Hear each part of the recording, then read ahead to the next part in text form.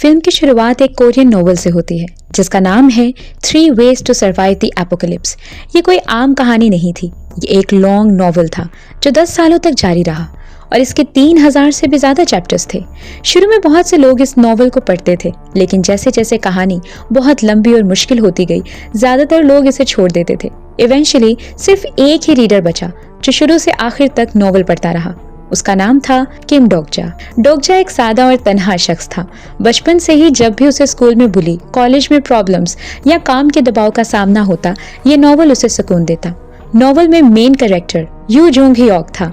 Jung हियोक के पास एक खास ताकत थी जिसे कहते हैं रिग्रेशन, यानी अगर वो मर जाए तो वक्त में वापस जाकर दोबारा दुनिया को बचा सकता है। डोकजा को ये कहानी इसलिए बहुत पसंद थी क्योंकि जुंग हियोक की स्ट्रगल उसे अपनी आम और बोर जिंदगी झेलने की हिम्मत देती थी।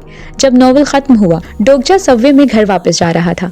उसने आखिरी चैप्टर पढ़ा और उसे बहुत दुख हुआ क्योंकि एंड बहुत गमनाक था। सिर्फ हीरो बचा, बाकी सब मर गए। डोकजा इतने गुस्से में आया कि उसने ऑथर के लिए एक कमेंट छोड़ा और कहा कि ये एंडिंग वाकई खराब है। हैरानकुन बात ये हुई कि ऑथर ने जवाब दिया और शुक्रिया अदा किया। उसने कहा, तुम ही वजह हो कि मैंने ये नोवेल मुकम्मल किया, शुक्रिया, और अगर तुम्हें एंडिंग पसंद नहीं आई तो तुम एंडिंग लिख सकते हो। डोकजा को ये बात समझ नहीं आई कि इसका क्या मतलब है, लेकिन शाम 7 बजे जैसे ही वो ट्रेन में था, अचानक ट्रेन हिलने लगी और दुनिया बदल गई। लाइट्स चमकने लगी और मोबाइल सिग्नल्स बंद हो गए। एक आवाज ने अनाउंस किया कि फ्री सर्विस खत्म हो गई और पेड सर्विस शुरू हो गई है। हर कोई हैरान था और किसी को समझ नहीं आया कि क्या हो रहा है। अचानक हवा में एक छोटा सा क्रिएचर सामने आया। उसने अपना नाम बताया, डोकेबी। डोकजा ने फौरन पहचान लिया कि ये क्रिएचर नोवेल में भी मौजूद थी। डोकेबी ने डरे हुए पैसेंजर्स को बताया कि उनकी पुरसुकून जिंदगी अब खत्म हो गई है। अब उन्हें ये साबित करना होगा कि वो जिंदा रहने के काबिल हैं। शुरुआत में सब लोग ये समझ रहे थे कि ये सब मजाक है, लेकिन हकीकत को साबित करने के लिए डोकेबी ने करीब ही एक आदमी के सर में शूट किया। इसके बाद ट्रेन में खौफ व हिरास फैल गया।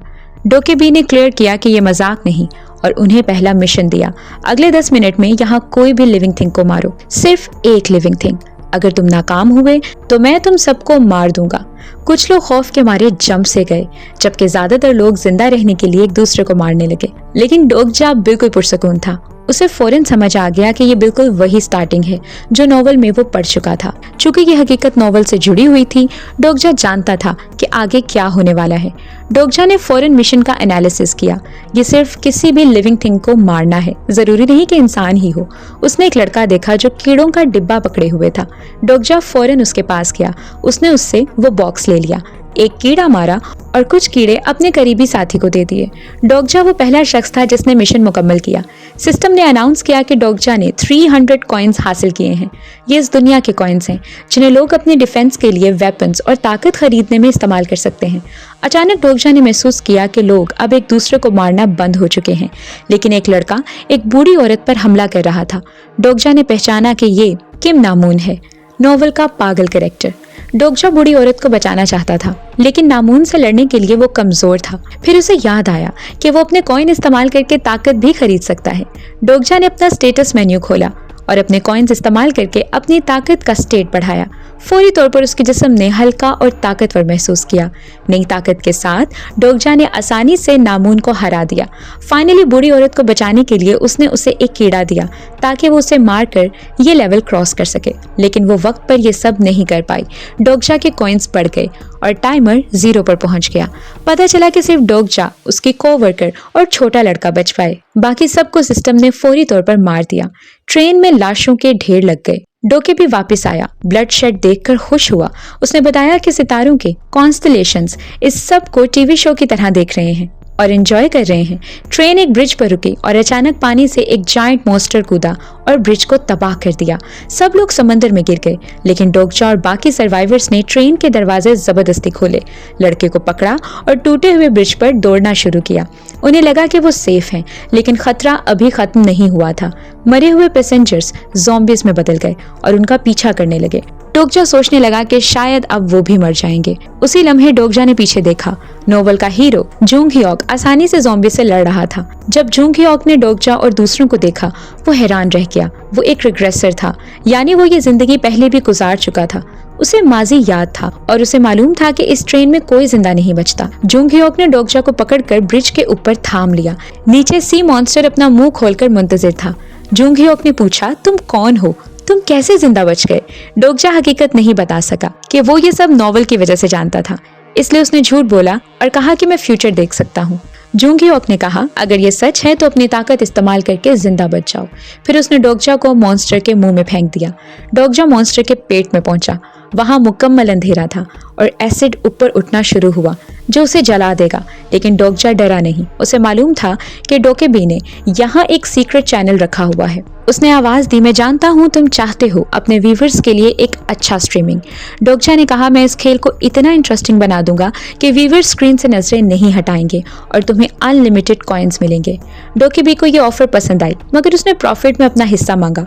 डोगजा ने फौरन हामी भर ली। चंद ही लम्हों में डोगजा के पास कॉइन्स आ गए। उसने उन्हीं कॉइन्स से सींग से बना हुआ एक खतरनाक हथियार खरीदा। फिर उसने मॉन्स्टर को अंदर से ही मार डाला और उसके पेट को चीरते हुए बाहर निकल आया। वो जिंदा बच गया और उसके साथ ही उसे बहुत से कॉइन्स और कीमती आइटम्स भी मिल गईं। डोगजा ने ये आइटम्स दोबारा डोकेबी के साथ ट्रेड की और बदले में एक खास स्किल हासिल की जिसका नाम था अनब्रोकन फेथ। डोगजा जानता था कि ये स्किल फ्यूचर में उसके बहुत काम आने वाली है। इसके बाद उसने अपना चेहरा छुपाने के लिए मास्क पहन लिया और करीबी सेफ जोन की तरफ रवाना हो गया। रास्ते में उसने देखा कि चंद गुंडे एक लेडी पर हमला कर रहे हैं। डोगजा फौरन पहचान गया कि ये वही हिवॉन है जो नॉवल में बहुत जल्द मर जाती थी, लेकिन इस बार डोगजा ने कहानी बदलने का फैसला किया। अपनी नई ताकत और हौसले के साथ उसने गुंडों को हरा दिया और हिवॉन को बचा लिया। हिवॉन ने उसका शुक्रिया अदा किया और फिर उसके साथ चलने का फैसला किया। दोनों मिलकर एक ऐसे स्टेशन पर पहुंचे जहां कई और सर्वाइवर्स मौजूद थे, लेकिन ये स्टेशन एक जालिम और मक्कार आदमी के कब्जे में था। वो अपैरेंटली सबकी मदद कर रहा था, मगर हकीकत में वो लोगों को इस्तेमाल कर रहा था। वो कमजोर लोगों को जानबूझकर मॉन्स्टर्स के सामने खाने के लिए भेजता ताकि कॉइन्स कमा सके। डोगजा फौरन समझ गया कि यह आदमी कितना खतरनाक है। जब इस शख्स ने डोगजा को अपनी टीम में शामिल होने की ऑफर की और उससे उसके कॉइन्स मांगे तो डोगजा ने साफ इनकार कर दिया। दूसरे लोग समझने लगे कि डोगजा खुदगर्ज है, मगर डोगजा को इसकी परवाह नहीं थी।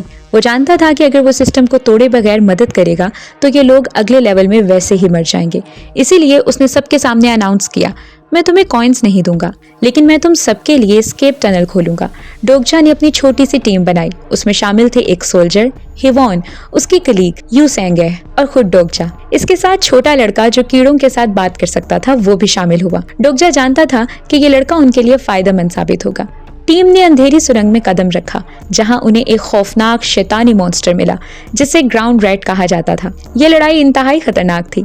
मॉन्स्टर ने ऐसा जहर इस्तेमाल किया जिसने सबको भटकाकर उनकी बुरी यादों में फंसा दिया। सोल्जर को अपने यूनिट को बचाने में नाकामी याद आ गई। हिवॉन को दोबारा वही गुंडे नजर आए।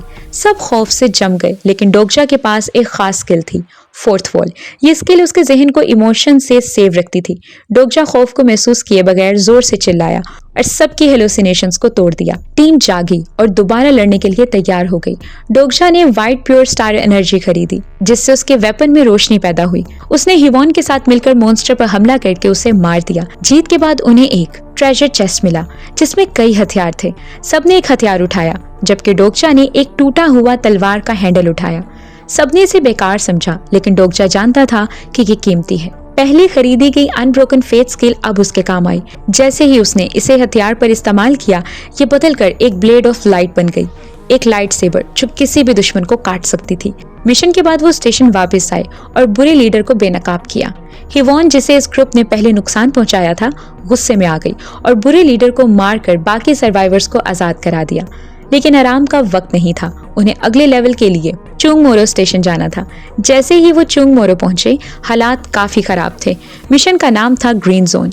इस रात जिंदा रहने के लिए हर शख्स को एक ग्रीन स्क्वायर में खड़ा होना जरूरी था, लेकिन मसला ये था कि लोग बहुत ज्यादा थे और जोन्स बहुत कम। यहाँ एक कैरेक्टर गोंग पील्डू ने ग्रीन जोन्स पर कब्जा कर लिया था और उन्हें कॉइन्स के बदले बेच रहा था। जो लोग पे नहीं कर सकते थे उन्हें मॉन्स्टर्स मार देते थे।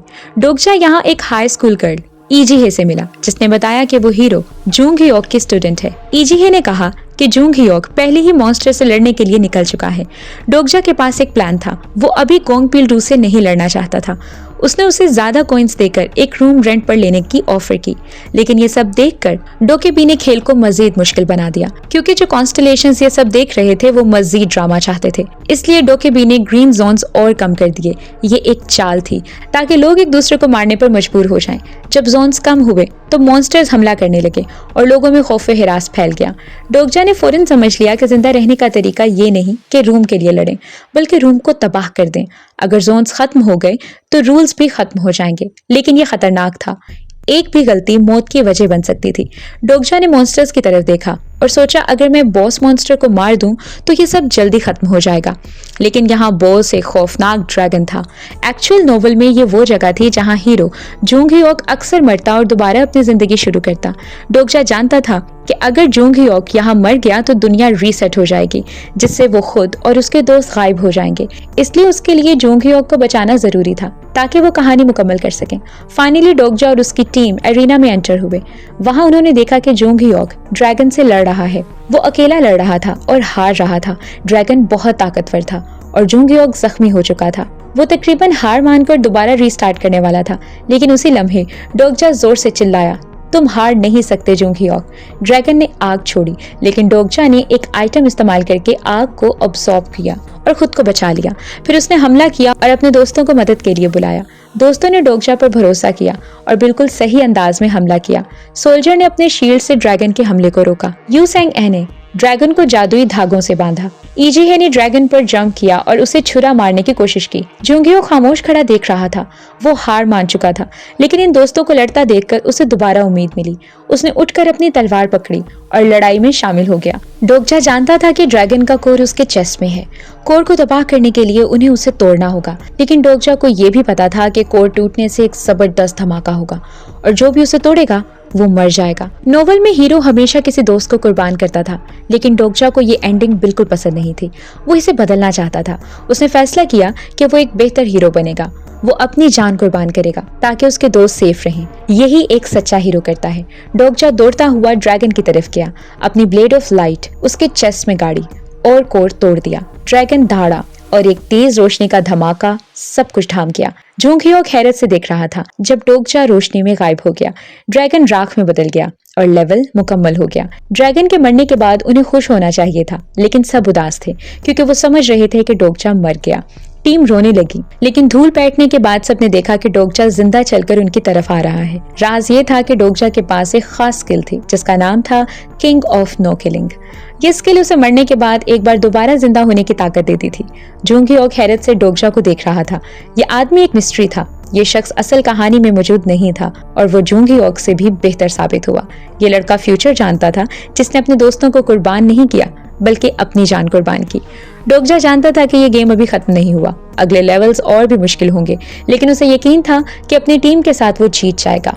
मूवी यहाँ खत्म होती है, दिखाते हुए कि डोगजा और उसकी टीम एक साथ हैं, फ्यूचर के चैलेंजेस से लड़ने के लिए तैयार।